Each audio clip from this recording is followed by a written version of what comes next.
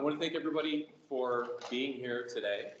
And Julie, thanks for bringing us together. It's really great to have this opportunity for a preview in advance of the start of our sprint session next week, 35 days. I feel like we're already had a conversation and up and going. Great to chat with members of the Capitol Press Corps and everyone who is tuning in to the session. I also want to thank the Majority Leader and the Republican Leader for joining today. I know the beginning of the last legislative session was a little bit warm, and I'm glad we're back together to be able to hear from each other and move forward and have real conversation. So I'll keep my opening remarks here really brief so we can get to questions, but I am really excited for the session that's starting next week. We have a lot to do this 35 days. I think our top priorities are clear, and they're directly in response to what we're hearing from Oregonians from across the state.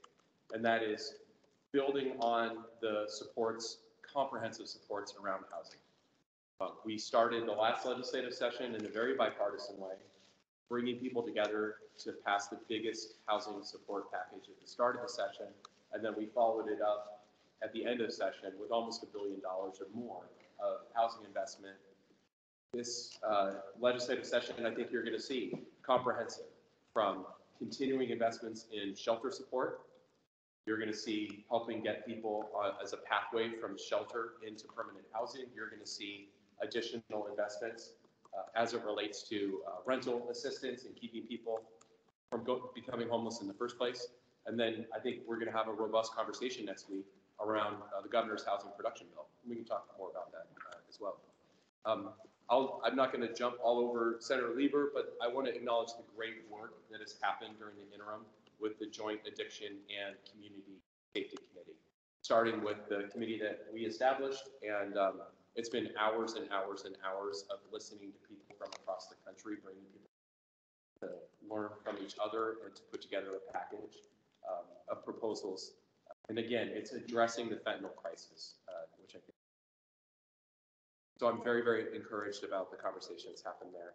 And since I have a captive audience, I never want to miss the opportunity to push my two bills, since we're all limited pretty much to two bills. I have one that's going to be heard next week, which I'm calling the Education Board Transparency Act for 2024.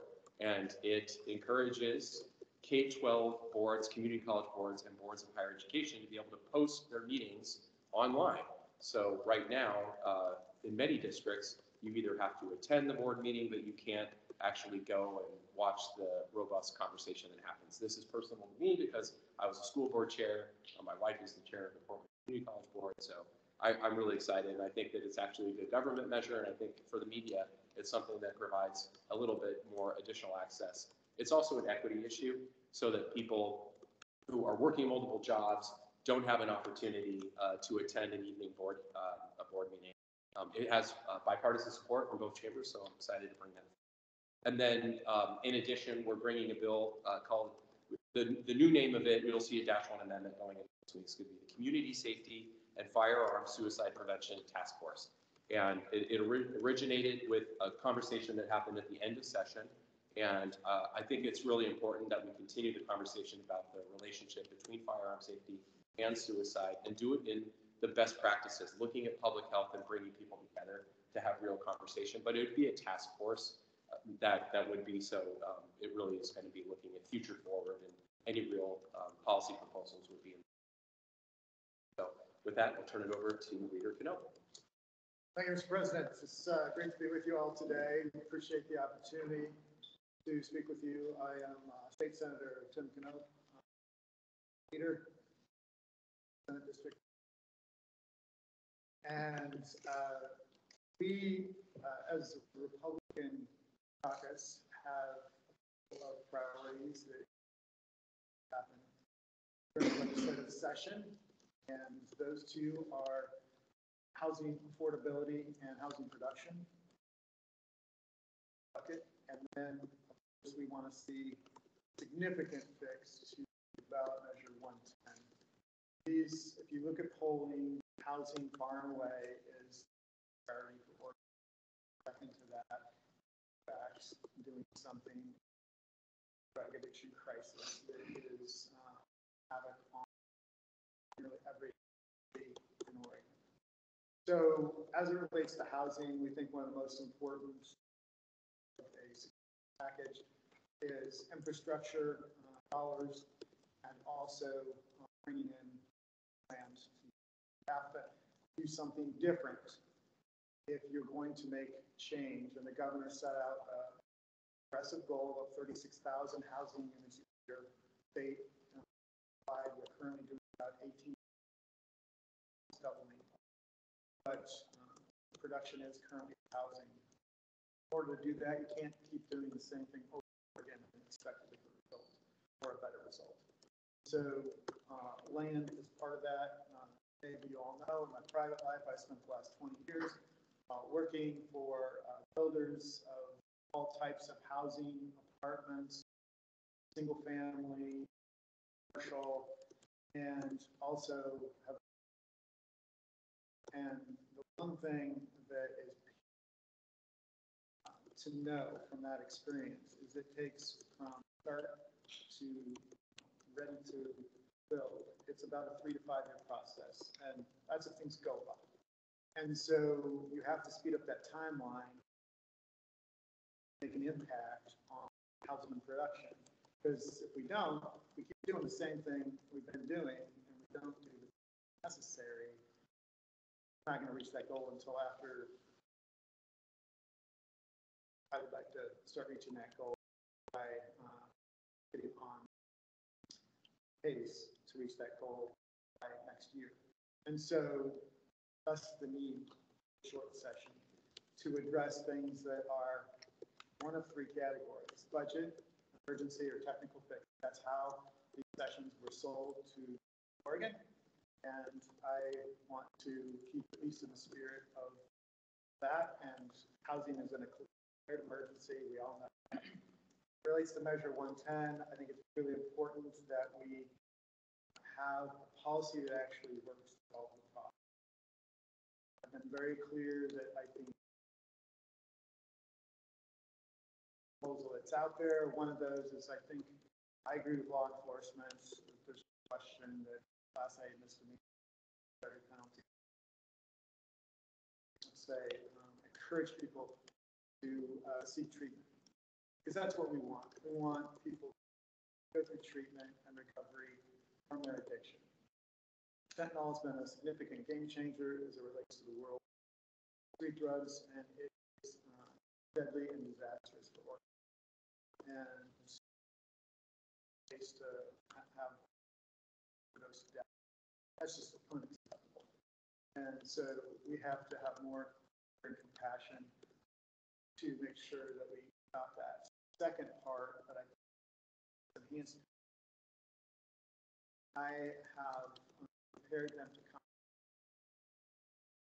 Every time they sell those fentanyl pills, they could be killing. In fact, they have 1,000 times a year. And so I want ways for drug deaths from. And in keeping with the spirit that the Senate President laid out, I do have a personal bill that is very important, and that is expanding access and resources, services to children who have been abused or neglected, and this is through the Child Advocacy Center process. And so I want funding and also about a accreditation for all child advocacy centers in the state. About half are accredited.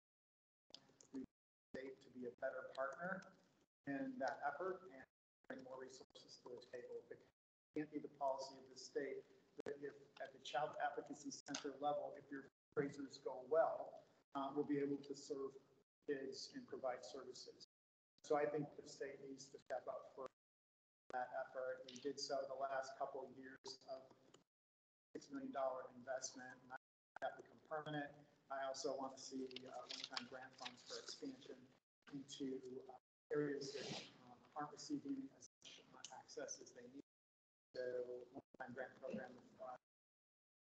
And so here's hoping that forecast is up and let's go well there. And I will just say, in my final remark, maybe you all saw, but the Supreme Court has posted, releasing the decision about Measure 113 tomorrow. So we all await this decision. And it will obviously have a big impact on. So thank you. Appreciate the opportunity to be here, colleagues, today, and with all of you. Thank you. I think it's my turn. Hi, my name is Kate Lieber. I'm currently the majority leader in the Senate. And I want to echo my thanks for you all being here, echo my thanks for Julie and Shanley for putting it together. We really appreciate this opportunity and having the three of us together here. So today I'm going to talk about the Senate Democrats Uniting Oregon agenda. That's the name of our agenda for 2024 session. And of course, I'm sure you're going to have questions, so I look forward to that. So we know, sort of building on both what President Wagner said and what Lieber Knopp said, is that Oregonians in every corner of the state have urgent problems. We know that homelessness and the homeless crisis is incredibly important, and you're going to hear more about that. And I think you've already heard a lot about how we're going to tackle that. We know that the drug crisis is something that we have to tackle urgently. What is happening on the streets of Portland is unacceptable. We need to continue to work with that, and of course, we put forth a comprehensive to do that. We also know that people have rising costs. Their budgets are being stretched, small businesses, working families alike. And so we want to make sure that we're continuing to pay attention to and make sure that we are supporting our workforce at the same time. So we have to turn our shared problems into shared solutions and take action. We were really trying to bring people together to solve solutions and trying to find the middle path of many of these comprehensive solutions. And so as we take on the homelessness and affordability crisis, and as we take on on the fentanyl crisis, we are really coming in the spirit of trying to make sure that we are putting forth policies that work, because quite frankly, I think that's what Oregon, they want us to solve these problems. So with making Oregon sort of healthier and safer and tackling the drug crisis, we have got to increase access to mental health. Got to increase access to substance use treatment, and we have to make sure that we are increasing access to housing. It is all part and parcel of the same thing. We have to reduce crime, and we've got to support our victims. We have to make it easier to prosecute drug dealers. We have to get drugs off of our streets, and we have to clean up our streets. We have to make sure that we are having streets that look as beautiful as they should be. And we, right now, especially within the metro area, I think that is not happening. So we need to continue to tackle and clean up streets. We have to make sure that every Oregonian has a pathway to succeed. And so we need to set our students up to compete in the country. We need to support our workforce, lower costs, and we can talk about the child care and the EDRC. And we need to make sure that Oregon is they want to live, but they want to live family. And we invite everybody to those shared goals. So this session, we are really tackling the real urgent problems that have been presented to us. And I think that we have some alignment. Those problems are. President Wagner, at the end of last legislative, Coin flip. Yeah, Senator. OPP shut down. No.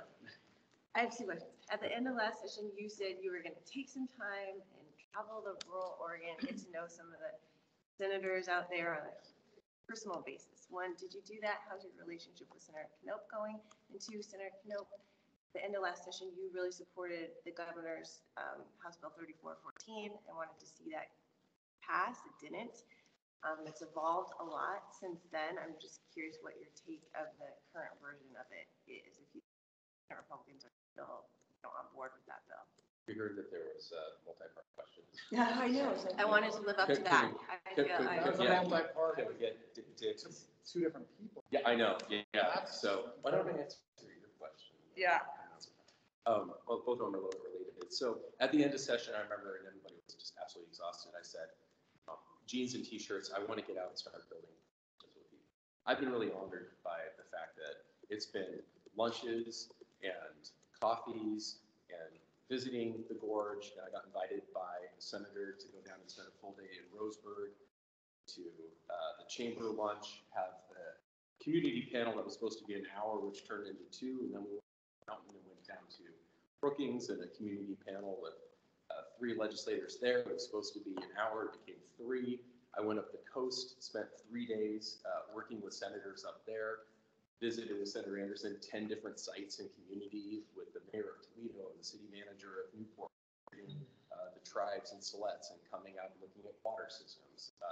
I went up with Senator Weber. We went out into the woods and talked about the Tillman Forest and the impact. We talked to loggers, came down, went to the, like I said, down at the gorge. And then I just got invited to, right after the legislative session, down to Clement Falls with some legislators to go spend a full weekend talking to people about issues. And so my goal is to take 99 from the border and then it all the way up and continue.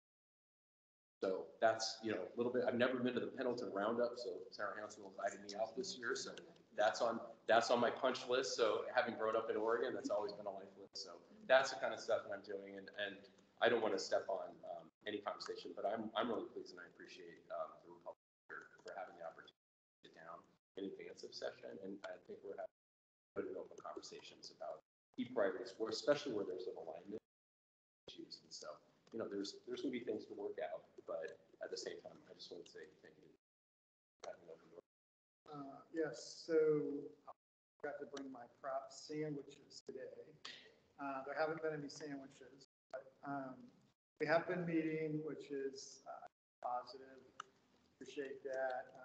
Those meetings that turned into long meetings apparently that the president attended, thankfully, were is enough.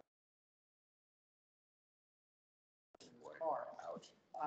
But thankfully, they had the opportunity to get out, and I've done some very similar things, and just last week visiting trying to get around and parts of the state, and I think it relates to the house. I think there's a strong package being, that the important piece of the package is something that actually very short term to that, which is house development types and that will be critical parts of the package. I'm hopeful that we get bipartisan agreement, and I get these are majority party because they have, but I think it's necessary to adjust policy based on experience right now that we have on the housing side and the side, a pretty negative course. And so we need to change course, and it's how can we do that? And it doesn't kind of be said, and I will paraphrase, not the Republican answer, the Democrat answer. So what we're looking at really is bipartisan. We get more quotes from Democratic. I know your story. Yeah. You have a number of proposals. Great. This is actually 2 problems. One is, what if anything is being done to get these laws operating from something? 2, been talking to people across the state, insurance brokers, direct insurers. There are parts of Oregon that are being like California. Insurers are entirely not writing new policy. Are you aware of that? Is Billy wildfire? I'm glad people said or it all answered. The wildfire? We're just Yeah, I don't know about the insurance piece. That's the first I've ever heard of that particular thing. I mean, I do know that have senators that are working on the wildfire issue. It's a very important issue as we see climate change. Just like we saw with this major ice storm that we had that was historic in nature. I think wildfire continues to be a threat, and we have to continue to ensure that we are trying to mitigate threat as much as possible, even though we all know we can't mitigate threat down to zero. It's just possible. But as we see these climate change things happening, I think. But your specific question, I'm not sure I know the answer that you have. Well, I think it comes out of the legislative session that we had with Senate Bill 760, Yeah. 62. Right. We had, unfortunately, based on the Wildfire Council's recommendations, they set out, as you know, a very aggressive goal. I think it's $4 billion or something like that.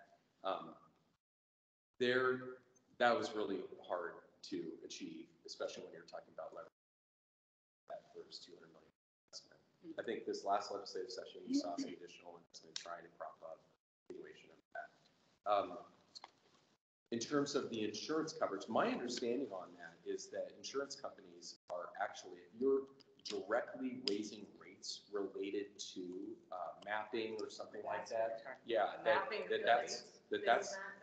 Oh, okay. So That's the insurance so- way better than that. yeah, I'm happy to get back to you on that too, to do a little bit more research so I don't sort of misspeak on it. The broader question of investments in wildfire, obviously. In collaboration between people in the Senate that have. Right. I, a little bit of a policy nerd, so I watch a lot of the committees. So I've kind of watched the debate and had conversations with some of our senators about some of these proposals. It sounds like the initial proposal that Senator Steiner was working with a work group on. Not sure what elements of that it sounds like across the building that are pieces of that are going to move forward. And then I think, I'll be honest, I think wildfire funding is a real challenge. The federal government, I think you're going to hear probably some bipartisan support on this. I don't feel has done their job to step in to be able to support with our federal forests the kind of wildfire response that we need. It really saddles Oregon with a lot of having to step up into that space. So I'm not going to predetermine conversations, and I think, but I'm open to hearing from everyone on solutions. Did you need to hear from me on this? You represent an area that is facing a lot of issues with property insurance. Indeed. So Republicans represent most of the areas where the beautiful and forests are. And as my good friend Greg Walden said, we green, not black, and we prefer to be active. So as it relates to the, I've heard from concerned about their insurance rates. Make sure that as the state we're doing it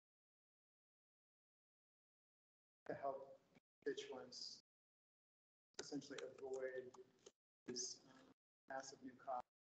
Totally, I've heard, quite frankly, a pretty disturbing story about insurance raises rates from 2,000 to 8,000 and not offering it at all anymore. So your options are very limited. I wouldn't mention a certain company that I happen to insurance with, but apparently there are people who are still writing in this space, but there's no question that we are on by to this, and I don't know if anything earth-shaking will happen out of the 20th session on this, but hopefully dialogue space to have more dialogue to resolve this to get free. You know, we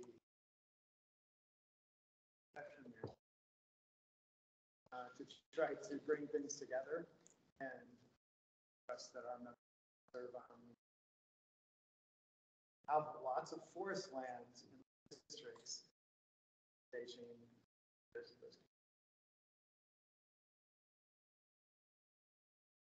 Both senators have shown they're not taking point that be there this year.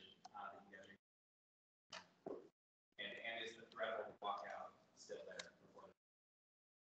well, I reject statement about walkout because it was a walk-in, not a walkout. Because we were there, but I know it's traditionally called a walkout, but we're not taking anything off the table. for me, and I know this is going to be, for me, I don't like walkout. And you know, I haven't participated. However, I did this second longest tree, and the penalty for that will be decided tomorrow. But that being said, our members want to be respected, and they want to be involved. So the degree that that atmosphere can be created, the more successful we're going to be. I think we are on the right path right now as it relates to a bipartisan session. No, we're not going to agree on all the policy, but the most important thing is, again, that they're representatives and actually having an impact on the our numbers page. So right now, I am of the mind that it's important that we do the best we can to have that collaborative approach. And said, who's there if partisan, if you know this is going to be what you do, you guys just need to show up for a quorum, that becomes a problem. So that's when our numbers start to get concerned. So I'm not predicting a lockout at this point. We're really part of you guys are far apart right now. So are there what? Is there an issue that you guys find yourself very far apart? Well, not on issues that want to be addressed. So, I mean, you guys all know that there are issues that, let's just say, drive the parties to the and tend to cause problems. So, we can focus on the issue. I think. Just related, Senator, does the court decision tomorrow, in your mind, potentially impact the dynamic of session? I just don't know if you see your caucus coming in with a different mindset if you, for instance, can't run for re-election and some of them can't or not. Yeah, so, I mean, I've been very clear. I think we win either way, quite frankly. And the court sides with us, it's clear victory. If it doesn't, they'll win because they literally have to show up. And so, in order to show up, they're going to difference. And so, you know, I told anybody who cares about this issue, like we're in a good space. And believe me, so I have no idea what to say. Probably, you know, but it'll be fascinating to. So. Excuse me, I thought I was. Let Peter and Okay. Senator Lieber, you brought this up about funding for ERDC. And I know the advocates want far more money than I think the governor requesting amount to just backfill certain shortfall. Is there any agreement on what those two numbers, what the final number will be, or you're going to wait for the forecast, as a lot of the legislators in the previous panel have said? I mean, I think we're going to stick with that.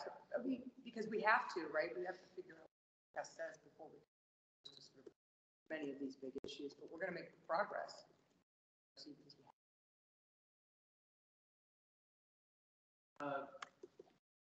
When you look at the differences between Republican and Senate, is there any areas for compromise that you see possible? I'm not talking about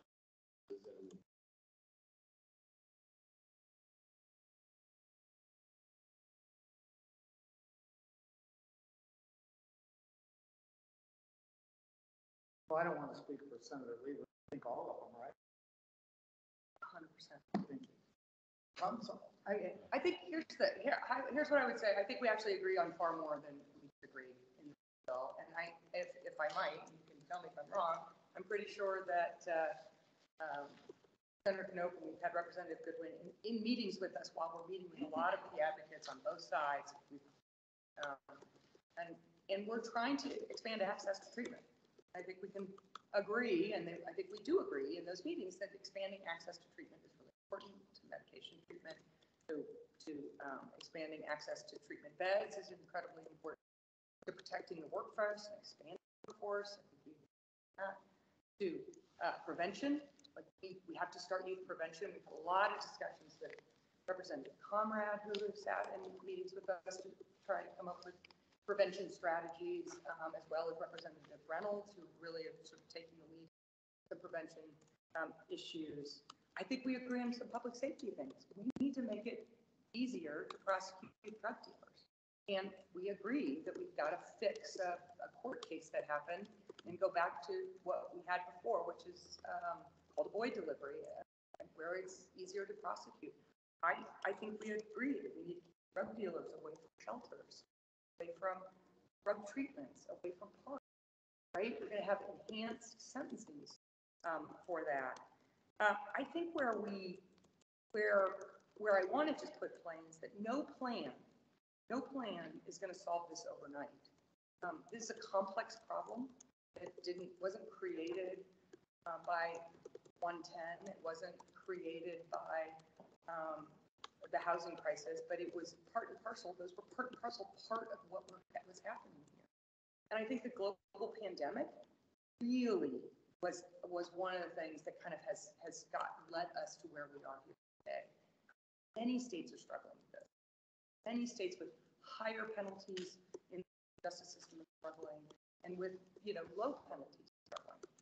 So I think we probably also agree that we need to give tools to police. Police are being called to abate acute, to stop what's happening on the street and abate those acute. And I think we probably agree police should be able to confiscate drugs. And no one should be doing open air drug use, and no one should have the ability to do that on our street. I would say that we've moved from criminalizing or banning public use to something further than that, to actually giving police comprehensive tools of the Class C misdemeanor with what we believe is the public health door first. I want to remind everybody here that there is a Class A misdemeanor out there. There's in fact for possession, and it is 1 gram of heroin, 5 pills of fentanyl, right? And so we have that, and we should shore up our ability if a police is able to stop, confiscate, and figure out what kind of level someone has on the street. We've given them back that tool. The criminal justice system can be utilized in that situation.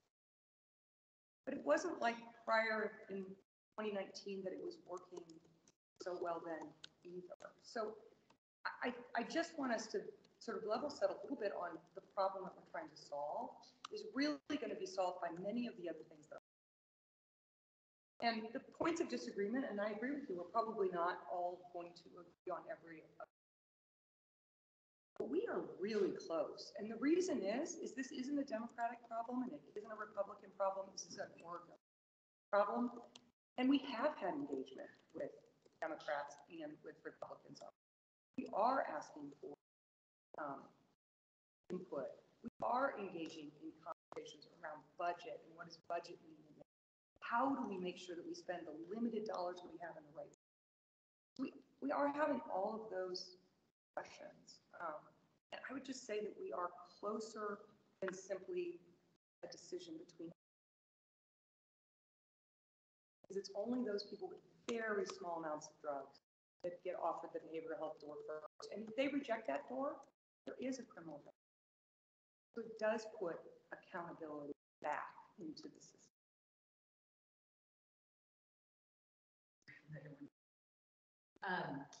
This is arguably your last chance before the COVID cliff that's coming in September to schools. They will run out of their record federal funds. What, if anything, can you do to help schools prepare for that beyond just like we need to reach funding formula? Is there anything more direct and immediate because clearly they will be present?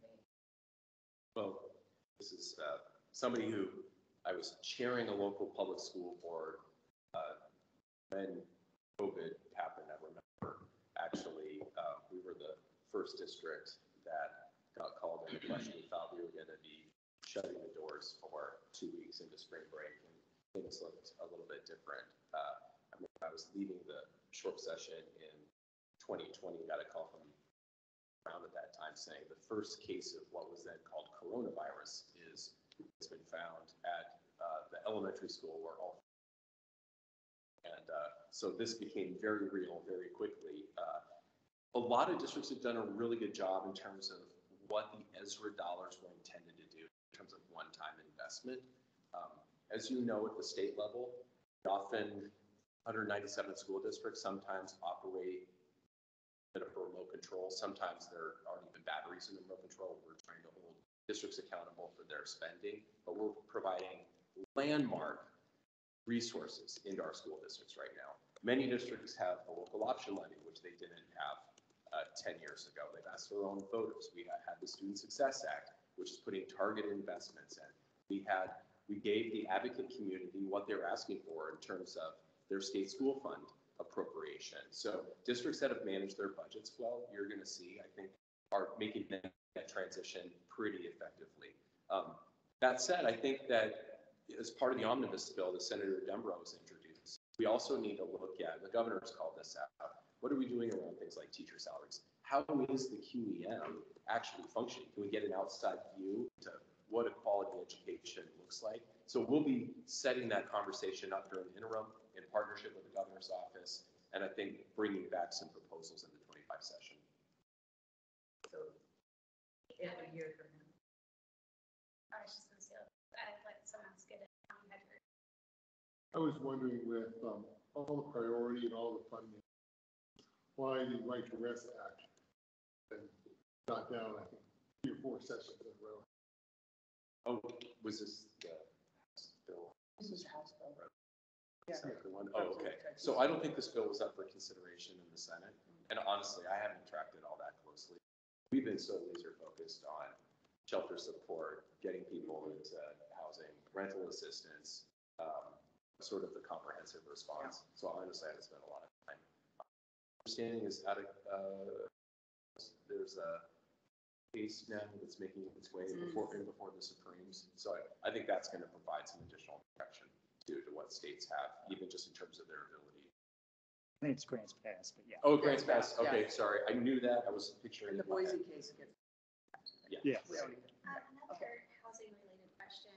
The governor's land use and housing production bill that died in the last day in the Senate last year is starting in the Senate this year. We heard from House leaders, they're pretty gung-ho about housing production. Where are senators, especially Senate Democrats?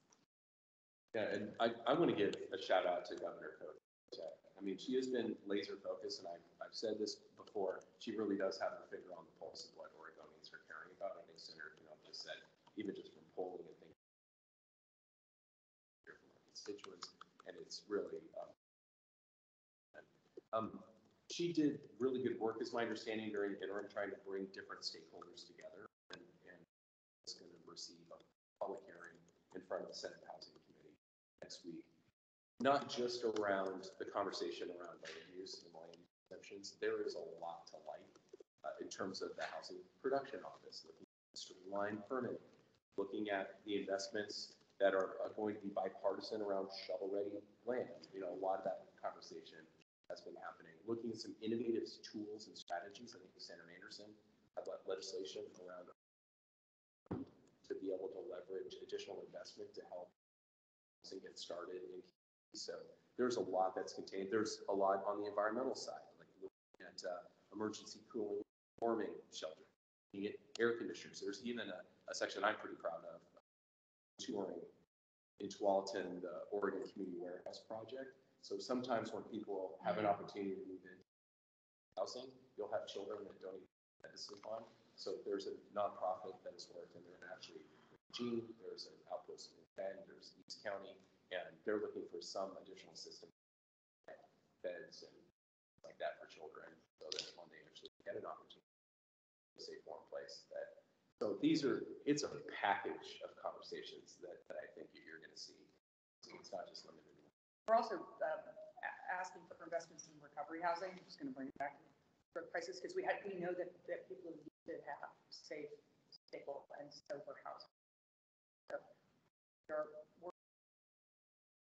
give a shout out to Senator Knopp too at the end of the last legislative conversation. It's a bipartisan effort to put money into home share.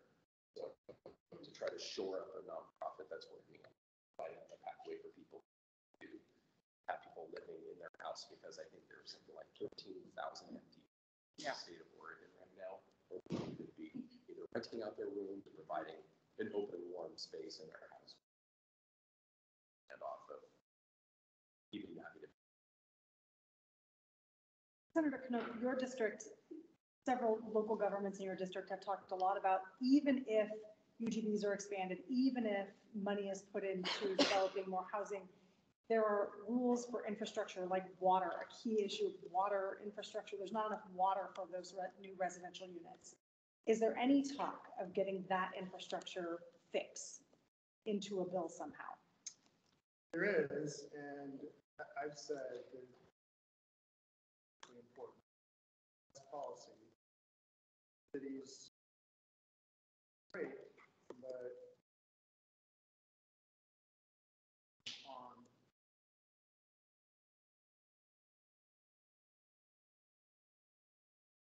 and some of that's already in the ground. We all know there's essentially billions of dollars that is all going to be put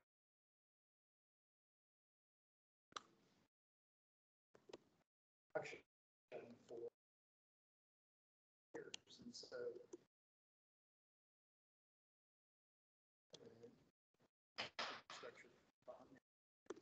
What about the rules, though, that are prohibiting places like the city of Redmond from accessing because Oregon Water Resources is putting up barriers?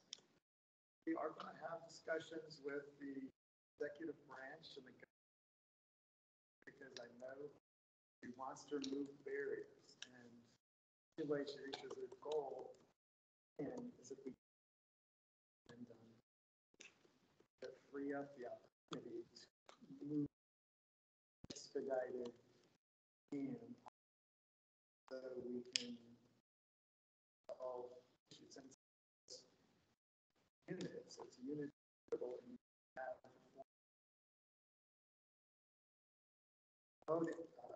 the rule of supply and demand does not get suspended as you want.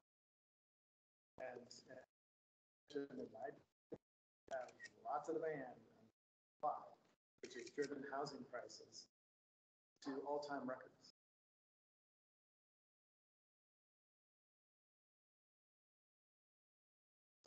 In advance of tomorrow's court decision and relating to the session starting, President Wagner, have you, in particularly working with Republican caucus, come up with definitions of what will constitute excused absence during this session and in the future, and what is not an excused absence?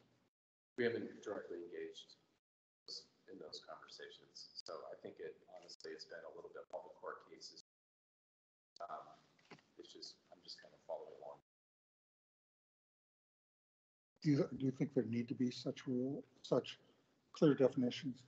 I'm open to the conversation to see, what that might look like. But I really want to see what happens with the court. Yes, question is President Lieber. I wanted to hear more about prevention. I just want to see what's going to be in that bill specifically. It's like any money or resources, or just more specifics about Lieber. Sure. So, we are going to make investments, and those investments we're still pulling through sort of what those are going to be. And again, I know you don't want to hear it, but we have to wait until the forecast for us to kind of know what the extent of those investments are going to be. But I think at a minimum we have to make some initial investments that will move the. We also are asking the ADPC to do a strategic plan on the youth system. to try to understand how we can make targeted investments on the system. And we really lack so many, any place for our youth to go, that one of the things that I want to make sure that we do, both 25 and 26, is to try to set us up to start making those investments to go. But what I really want to do is make sure we're doing it on a strategic plan basis. I don't want us to be isolatingly just putting money because we think that's where it needs to go. I want the experts to weigh in, give us a plan that we can follow, and we'll probably have to follow that for bienniums to really attack this problem.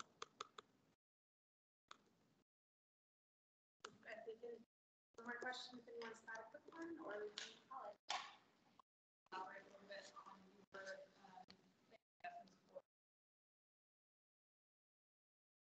Yeah, it's a huge issue. I don't know if you followed much. We, in 21, when we made these enormous investments into the behavioral health system around sort of what I call building sticks and bricks and shoring up other investments in the behavioral health system in 21. Then in 22, we increased rates because the workforce issue kind of came to the fore for all of us. I think a little bit of a surprise in every area, not just behavioral health, but we knew we had to shore up rates in the behavioral system. And we've added to that in sort of the successive sessions. In this session, we're really looking at how do we continue to support our students that are entering this, but even a step further out, I'm interested in figuring out if there's a way to have these apprenticeship programs for behavioral health workers and sort of turn that a little bit on its head and go kind of one step out to start to attract more people to the profession while we're also trying to support those that are in the profession. Ultimately, we're going to have to pay people more money to do this work. There's a lot of high acuity out there. Our workers are really on the front lines of this crisis, and we got to continue to make sure that we're supporting them. Ultimately, we're going to have funding, which I think ultimately means we're going to have to look at that. Thank you. Thank you, Thank you. everybody. I'm gonna